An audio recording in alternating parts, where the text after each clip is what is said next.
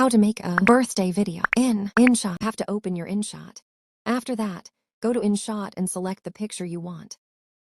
From the InShot tools, you have to click on the second option, Layout. After that, select the fourth option, Canvas, from the InShot tools to set your frame. After that, go to Filters and adjust the picture. Set contrast to 10, saturation to -20, highlights to 23, and shadows to -33. Now just download your picture. After that, click on the Photo option in InShot and select the picture you saved. Click on the sixth option from the InShot tools, Stickers.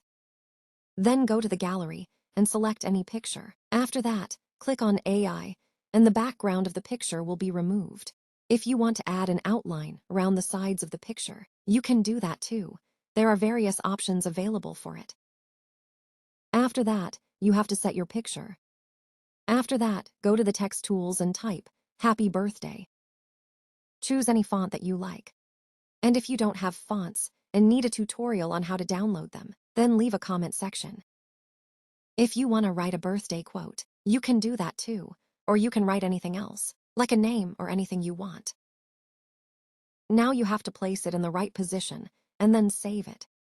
Thank you, and don't forget to follow me for more editing tutorials on InShot.